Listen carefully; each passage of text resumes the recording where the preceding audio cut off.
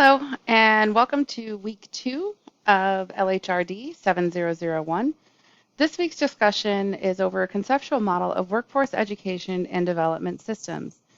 My name is Megan Leroy, and in this presentation, I will discuss what globalization is, how globalization is affecting workforce development. I will share with you a model that I created for workforce development from the first week in this course, and discuss how my model relates to the conceptual framework as discussed by Rajewski in this week's readings. Finally, I will share areas in which new labor market needs to be prepared for future skill demands. Let's begin with globalization. It is a term I'm sure most have heard, but how do we define it? There are several definitions, however, the one that I favor is simple to understand. Globalization is the spread of products, technology, information, and jobs across nations. Globalization can be seen in both positive and negative light. It is positive when it comes to economic growth and development and the impact it has on American businesses and consumers. However, attitudes toward globalization are less positive when thinking about the loss of American jobs that are outsourced to other countries. How does globalization affect the workforce? We are in a third generation globalization as described by Feingold et al. Simply put, what used to work before, like focusing on top of the pyramid jobs and developing policies to attract the best global talent within the United States, will no longer work. Globalization today is bringing more countries into the mix, including underdeveloped countries. Globalization will continue to affect the workforce in many ways. Some that I will discuss today are cultural norms, skill sharing, and competitive advantage. As U.S. companies partner with organizations in other countries, it will be important to recognize the differences in these cultures and avoid any conflicts. This can include the way that we introduce ourselves, ideologies, and values of these foreign countries.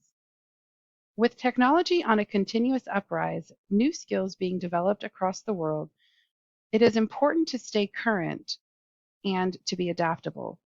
Globalization allows the United States to learn new and potentially better skills from other individuals and other countries.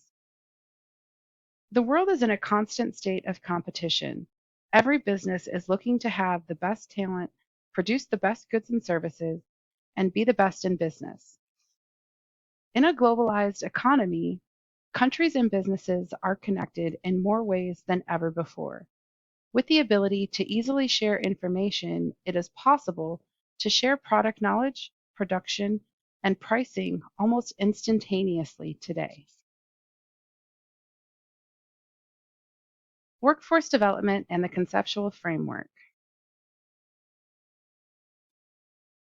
Here is an image of the workforce development system that I created in the first week of this course.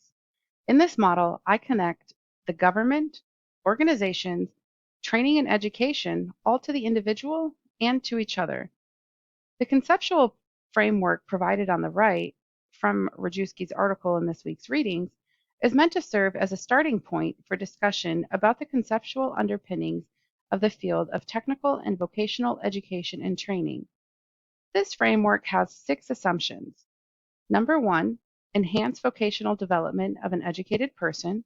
Number 2, address ongoing changes found in workplaces, homes, and communities.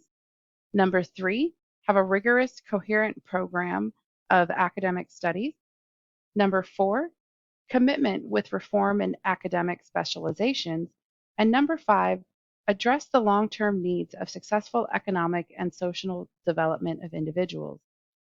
I believe that my model coincides with this conceptual framework because the individual holds the focus for the efforts made by the collaboration between the government, education, and organizations. This collaboration allows for a clearer understanding of what the organization and other stakeholders need, as well as what is required for success in the program. Future skill demands. Feingold et al. Reviews 5 broad categories of skills, including analytical skills, interpersonal skills, the ability to execute, information processing, and the capacity for change and learning. These are critical to success and the future labor market needs to be prepared for future skill demands in these areas. Having great technical skills is no longer going to be enough. This concludes our presentation. Here are the resources used in the creation of this presentation. If you have any questions, feel free to drop a comment. Thank you.